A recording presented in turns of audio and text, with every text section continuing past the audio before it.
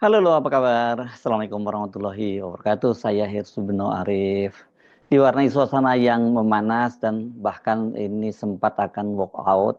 Akhirnya Rektorat UGM dan Dekanat Fakultas Kehutanan UGM bertemu dengan para alumninya yang selama ini mempersoalkan keaslian ijazah dari Joko Widodo. Mereka itu diwakili oleh 3 orang alumni Universitas Gadjah Mada, yakni Dr. Rismon Hasiholan Sianipart, ini seorang pakar digital forensik, kemudian Dr. Roy Suryo, ini seorang pakar telematika, dan Dr.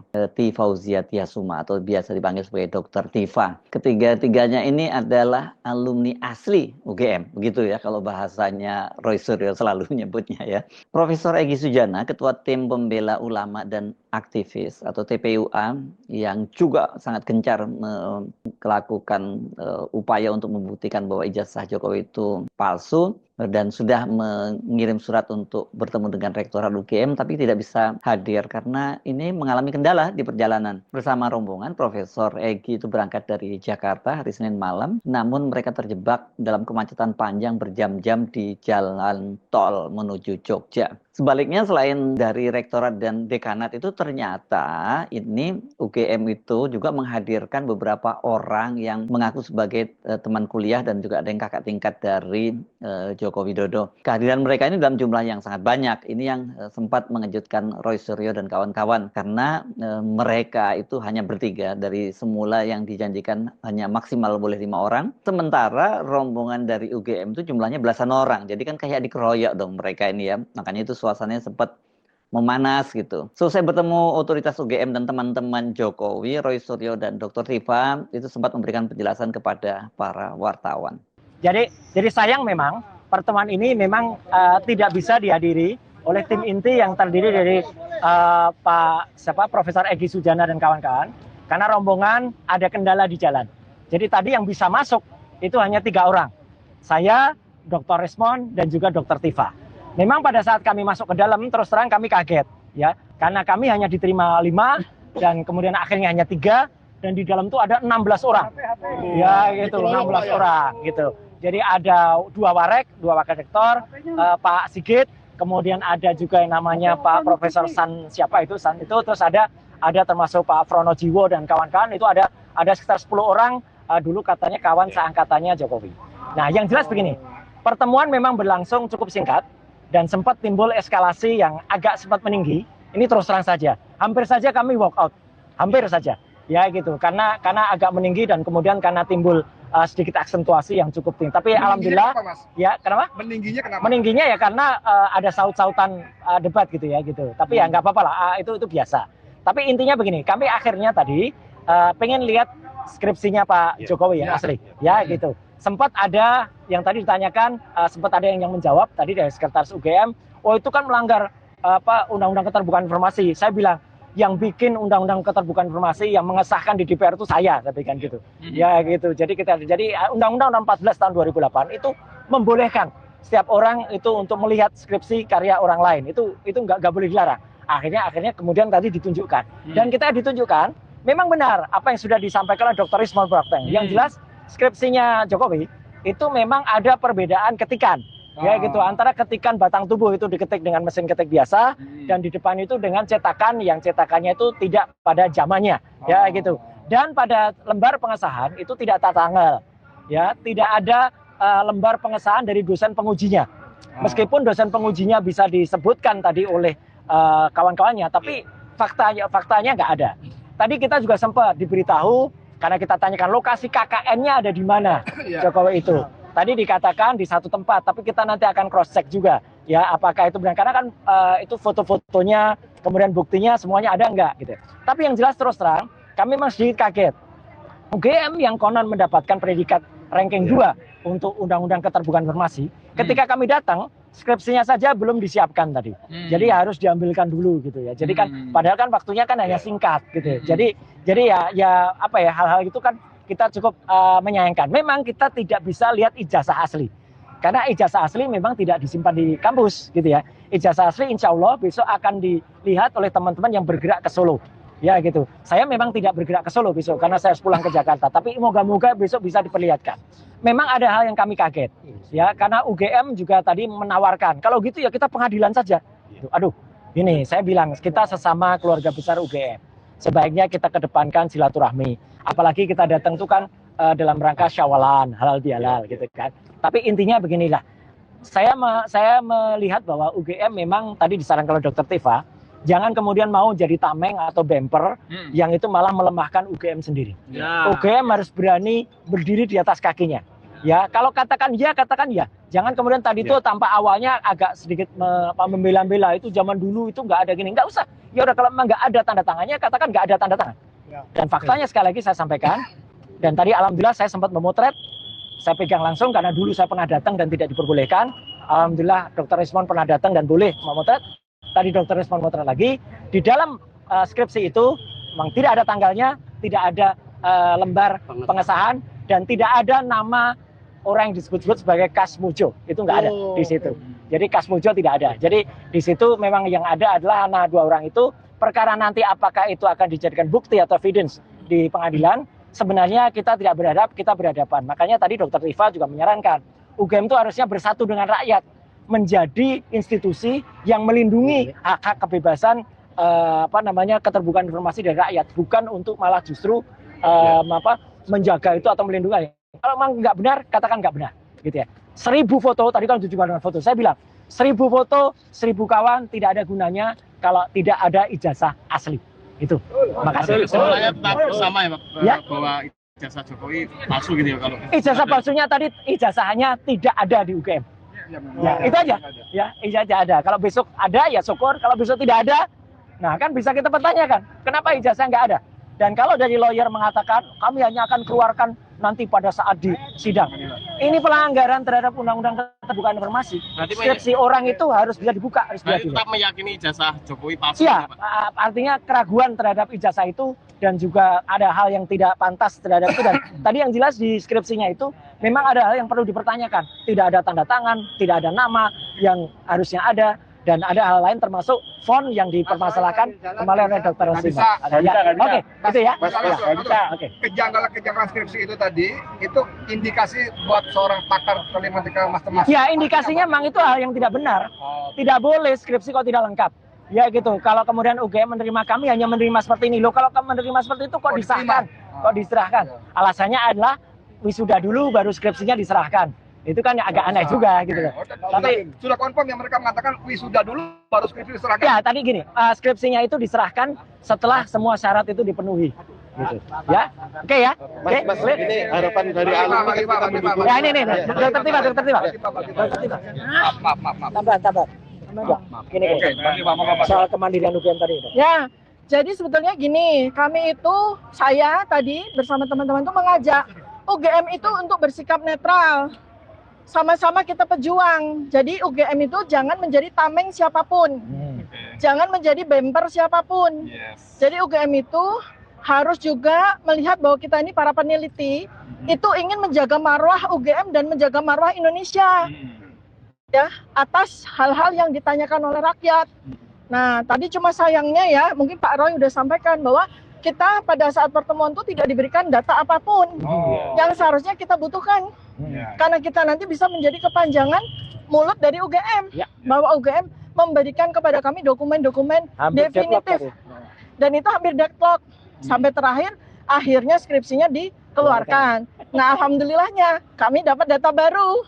Pak Roy dan Pak Rismon sebagai ahli digital forensik dapat data baru. Ya, itu. Nah, jadi intinya adalah untuk dari sisi saya sendiri, saya ingin menekankan, Bu Rektor, diam saja. Pak Dekan, diam saja. Daripada memberikan informasi yang malah menyesatkan. Daripada tidak mau membuka hal-hal yang justru dibutuhkan rakyat.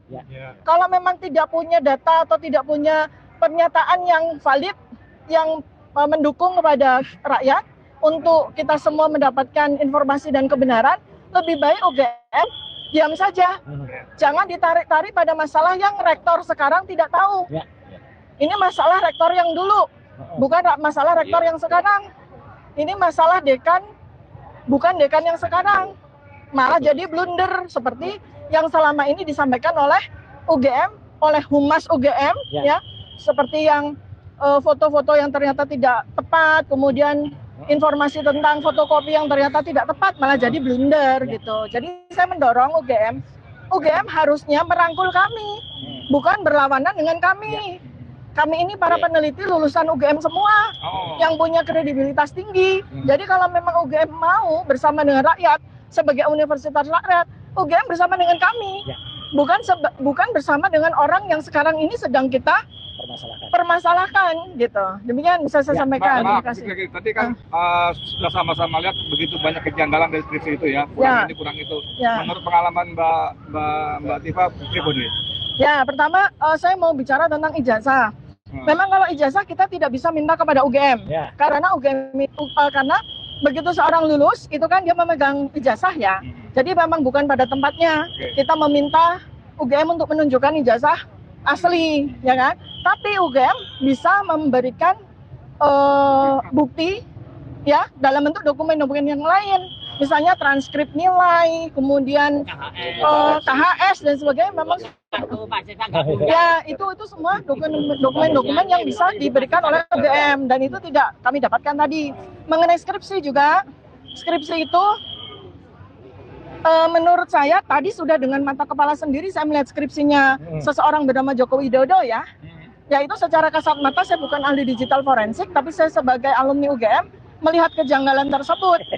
Karena secara lazim kami semua alumni UGM itu kami mendapatkan kewajiban untuk skripsi kami itu ada lembar pengesahan ya yang berisikan tidak cuma nama pembimbing skripsi atau penguji utama, tapi juga dosen-dosen penguji yang lain. Dan kami mendapatkan bukti dari satu skripsi yang lulus pada tahun yang sama. Diklaim tahun yang sama dengan Jokowi. Ya, sama-sama tahun. Nah, di situ di skripsi yang itu ada nama-nama dari dosen penguji yang lain seperti lazimnya di UGM. Nah, ini kan udah sebuah keanehan tersendiri. Dengan ketikan apa dengan print? Nah, kalau pesannya yang pembanding tadi. Kalau saya secara kasat mata ya ini mungkin diuji forensik bahwa itu semua dari depan ke belakang tuh semua ketikan semua. Kecuali punya Jokowi ya, beda. Ya, ketikan pakai huruf yang bagus ya. Tapi itu ketikan, bukan cetakan. Dan hurufnya juga bukan Times New Roman. Itu nanti mungkin kemudian selanjutnya itu akan ke Solo itu mendatangi kediaman Pak Jokowi atau seperti apa itu? Ya, karena kalau kita mau melihat melihat ijazah, ya kita minta sama yang bersangkutan. Satu-satunya cara ya kita ke kediaman beliau. Seperti sudah diduga, pertemuan dengan Rektorat UGM ini memang tidak memberikan hasil yang maksimal. UGM mengaku tidak menyimpan ijazah Jokowi karena memang ijazah asli ya. Kalau itu adanya ya disimpan oleh yang bersangkutan, dalam hal ini Jokowi. Namun mereka itu setelah sempat berdebat akhirnya sempat diambilkan dan ditunjukkan skripsi yang diklaim itu sebagai milik Joko Widodo. Dan seperti dikatakan Roy Suryo itu mereka bisa menyaksikan langsung, bahkan bisa sempat memfoto skripsi milik Joko Widodo. Dan hasilnya memang benar seperti yang dikatakan oleh Dr. Rismond Hasiholan Sianipar, soal sampul dan lembar pengesahan skripsi Joko Widodo ini memang agak aneh karena font hurufnya berbeda ya, dan juga di lembar pengesahannya itu tidak ada tanda tangannya. Sekarang ini memang tinggal tergantung Jokowi apakah dia berubah pikiran atau tidak nih soal ijazahnya ya, soal pembuktian ijazahnya ini ya, palsu atau tidaknya. Besok tanggal 16 April 2025 itu kan para alumni dan juga aktivis ini akan ke Solo.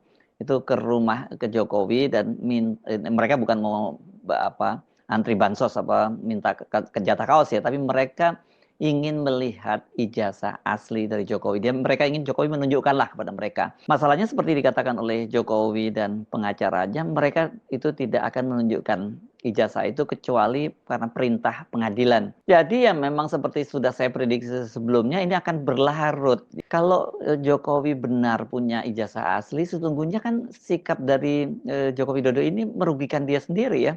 Karena ini publik akan makin curiga, memang benar ini ada yang disembunyikan, memang benar ini tuduhan selama ini dia tidak mempunyai ijazah dari Fakultas Kehutanan gitu ya. memang benar itu ijazahnya abal, seperti yang banyak dituduhkan lah selama ini. Sayang sekali ya, kan ini akan menjadi sandera bagi Pak Jokowi dan keluarganya sampai kapanpun selama dia tidak bersedia menunjukkan ijazahnya dan kemudian ijazahnya itu diverifikasi keasliannya. Universitas Gadjah Mada sebagai institusi juga bakal rugi karena UGM juga bakal tersandra. Ini citranya ini sekarang udah buruk hancur-hancuran ini ya. Kendati rektor Profesor Dr. Ova Emilia sudah dan Dekan Kehutanan Dr. Sigit Sunarta itu menyatakan dan menjamin keabsahan ijazah Jokowi, tapi publik tetap tidak akan percaya. Masalahnya Joko Widodo ini kan memang sekarang ini kan dia sudah kehilangan kredibilitas ya, bukan hanya soal ijazah ini, karena berbagai ucapannya itu memang sering bisa dibuktikan bahwa itu nggak bisa dipercaya ya. Ngomongnya apa ya, omon-omon lah kalau bahasanya Pak Prabowo, tapi sebenarnya banyak juga yang menyebutnya ngibul gitu ya. Banyak lah mulai dari SMK, IKN, kemudian ekonomi Indonesia yang meroket, tidak akan ekspor bahan pangan dan sebagainya. Pokoknya omongannya memang nggak, mohon maaf ya, ini nggak boleh ya sebenarnya seorang presiden itu ucapan seperti itu nggak bisa dipegang. Ini kan kalau dalam bahasa Jawa itu dia seperti raja itu mesti sabdo pendito ratu itu ya. Waduh, omongannya itu betul-betul sangat dipercaya dan bisa dijunjung tinggi gitu. Dan sementara Jokowi kalau ngomong itu ya dia harus diartikan sebaliknya. Jadi kalau sekarang Jokowi bilang bahwa dia punya ijazah dari UGM, jangan salahkan kalau publik mengartikan sebaliknya. Kendati katakanlah memang sebenarnya Pak Jokowi itu punya betulan loh gitu ya.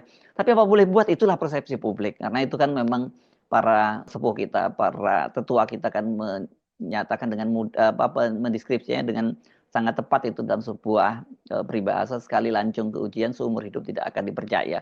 Pokoknya sekali waktu udah ngibul ya selanjutnya akan dianggap ngibul terus walaupun mungkin dia ngomongnya benar gitu. Yang menurut saya juga harus diantisipasi oleh Joko Widodo dan pengacaranya bukan hanya ijazah UGM lah loh yang soal ini. Ijazah SMA-nya juga kini tengah digugat di Pengadilan Solo. Ya, ini kalau kemudian ijazahnya SMA-nya juga ternyata palsu, ya ini berarti kalau toh dia punya ijazah dari UGM, dari Fakultas UGM ya itu dianggap nggak sah, itu akan palsu juga. Ini berkaitan dengan ijazahnya disebut katanya kok sudah menggunakan SMA 6 Solo, padahal SMA 6 itu baru ada tahun 1986 dan pada waktu Jokowi sekolah di sana lulus tahun 80 itu namanya masih SMPP gitu ya. Drama Jokowi ini kita pastikan akan terus berlanjut. Tapi pertanyaannya mau sampai kapan? Karena Jokowi sendiri tampaknya nggak berkeinginan untuk mandek pandito ratu setelah tidak jadi presiden. Kalau dia tidak cawe-cawe lagi, saya kira orang juga akan melupakan gitu ya. Udahlah terserahlah mau jasanya palsu atau enggak. Pokoknya yang penting dia sudah tidak lagi menjabat presiden dan tidak lagi muncul di media begitu ya, nggak terlihat oleh publik lah.